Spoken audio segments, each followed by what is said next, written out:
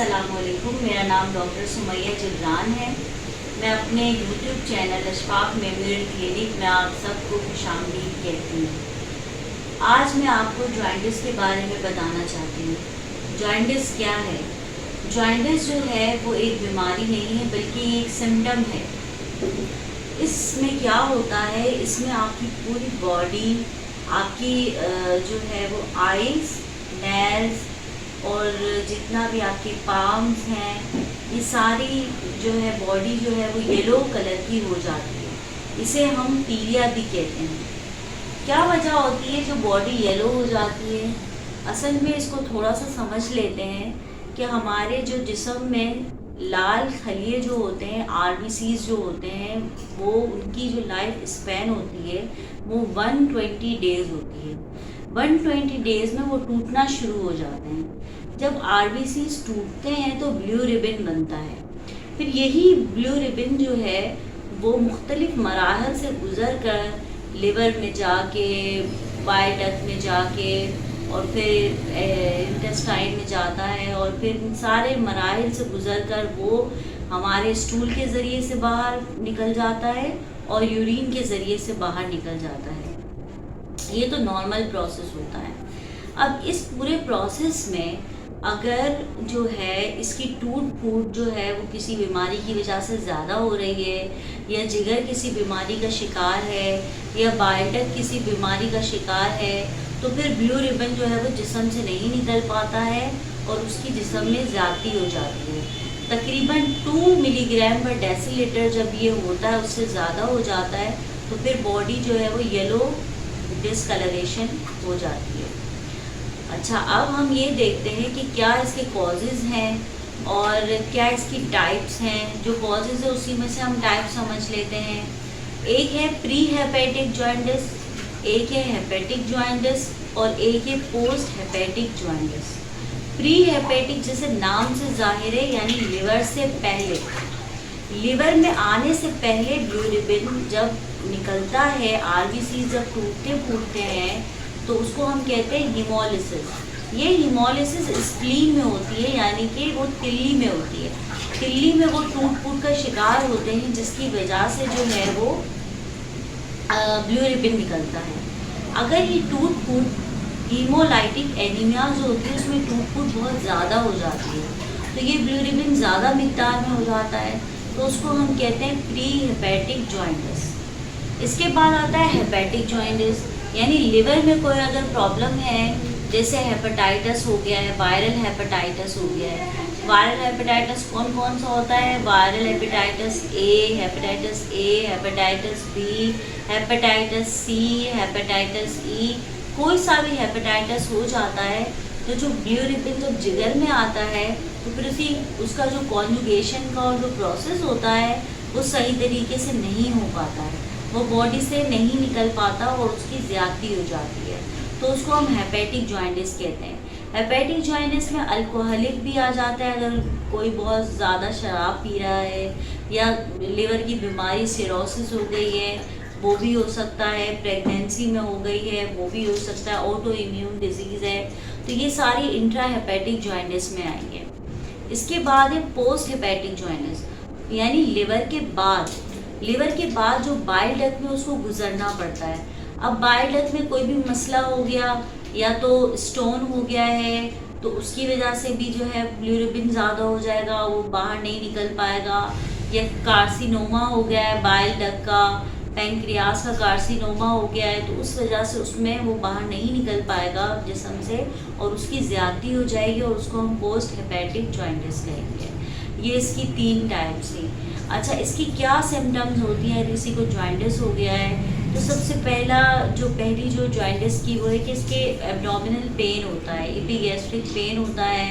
इसके अलावा जो उसको उल्टियाँ होती हैं, इसके अलावा जो है उसका वेट लॉस होता है, उसको वो खाना नहीं खा पाता है, और जो है फीवर भी हो सकता है अगर हेपेटाइटिस की वजह से हो, और जो है कमज़ोरी हो सकती है उसको, और अगर लिवर सिरोसिस की वजह से हो तो उसमें तो फिर और भी बहुत सारी फाइंडिंग्स जो है वो बॉडी में मिलती हैं।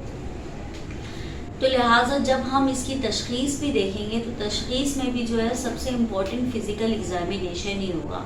सबसे पहले तो बॉडी येलो डिस्कलरेशन आपको बॉडी की मिलेगी। इसके अलावा जो है वो आप जब एब्डोमिनल एग्ज़ामिनेशन डॉक्टर करेगा तो उसको लिवर पैल्पेबल मिलेगा, लिवर की कोई डिज़ीज़ होगी तो, अगर स्प्लीन की कोई डिज़ीज़ होगी तो स्प्लीनोमेगैली यानी स्प्लीन जो है वो पैल्पेबल मिलेगी।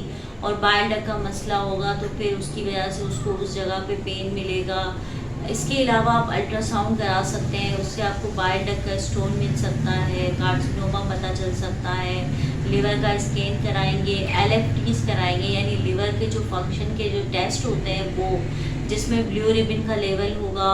इसके अलावा जो है SGPT, अल्कलाइन फॉस्फेटेज और ये सारे जो है इसके लिवर फंक्शन टेस्ट कहलाते हैं, वो टेस्ट आप कराएंगे तो आपको उसके बारे में पता चलेगा। अच्छा, इसके अलावा जो है ट्रीटमेंट की जब हम बात करते हैं तो ट्रीटमेंट जो इसका कॉज होगा, सबसे पहले कॉज देखा जाता है, इसके बाद उस कॉज की ट्रीटमेंट होगी। अगर हेपेटाइटिस सबसे कॉमनेस्ट जो कॉज है वो हेपेटाइटिस ही है तो सबसे पहले हेपेटाइटिस को ट्रीट करेंगे, इसके बाद जॉइंटिस खुद ही रिजॉल्व हो जाएगा। बाज़ औक़ात ऐसा होता है कि जॉइंटिस को अगर हम ट्रीट ना भी करें तो खुद भी रिजॉल्व हो जाता है, बाज़ औक़ात वो एसिम्प्टोमेटिक भी हो सकता है।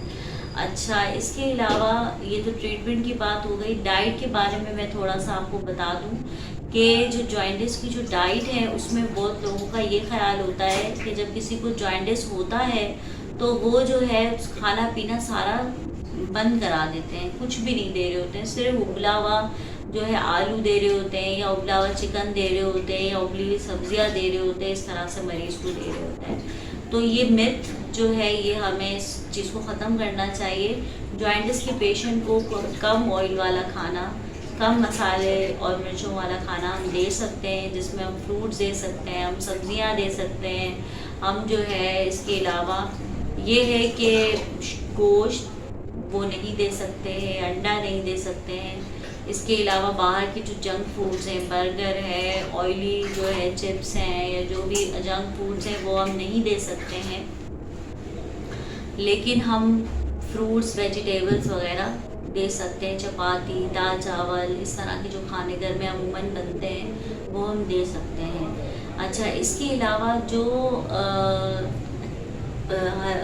डाइट से अगर हम ट्रीटमेंट की बात करें कि कौन सी डाइट्स होती हैं जिसकी लेने से जो जॉइंटिस जो है वो रिलीव हो जाता है, तो आपको जो मैं बता दी चलूँ, लौकी का जो जूस होता है वो पीना चाहिए, उससे काफ़ी फ़ायदा होता है। इसके अलावा अरंडी के जो पत्ते होते हैं इसको आप जो है पानी में ग्राइंड करके उसको भी पी सकते हैं, तो उससे भी फ़ायदा होता है।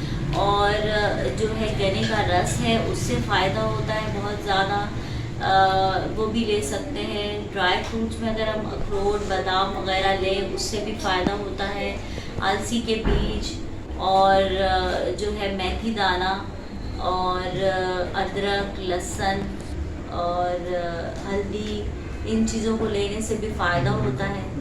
तो लिहाजा और एक और मिथ के बारे में मैं आपको बताना चाहती हूँ कि जब हमारे यहाँ जॉइंटिस हो जाता है तो उसको डॉक्टर के पास नहीं ले जाते बल्कि किसी झड़वाने वाले के पास ले जाते हैं, कहते हैं कि ये पीलिया झड़वाता है, झड़वाने के लिए ले जाते हैं। तो ऐसा कुछ कॉन्सेप्ट आपका नहीं होना चाहिए। पीलिया जो है वो एक बीमारी की सिम्टम है, लिहाजा उसको डॉक्टर के पास ज़रूर ले जाना चाहिए। और झड़वाने बढ़वाने से उसका कोई ताल्लुक नहीं होता, उससे मज़ीद बीमारी जो है वो और बढ़ सकती है। नाज़रीन, मैं जो है अपनी वीडियो यहीं ख़त्म करना चाहती हूँ। ट्रीटमेंट के लिए जो है अगर आप और कुछ मालूमात करना चाहते हैं तो फिर हेपेटाइटिस और इसकी जो कॉजेज़ हैं उसके ऊपर वीडियो बनानी पड़ेगी इंशाल्लाह ताला। फिर तफसील से वीडियो बनाऊंगी मैं हेपेटाइटिस के ऊपर, फिर उसकी ट्रीटमेंट के बारे में भी आपको बताती चलूँगी। आप भी कोई और बीमारी के बारे में या इसी बीमारी के बारे में कुछ पूछना चाहते हैं, कोई सवालात हैं, कोई टॉपिक डिस्कस करना चाहते हैं, कोई टॉपिक आप जानना चाहते हैं तो आप कमेंट सेक्शन में बता दीजिएगा। इसके अलावा अगर आपको मेरी वीडियो अच्छी लगी है तो प्लीज़ लाइक करें, सब्सक्राइब करें, शेयर करें। अल्लाह हाफ़िज़।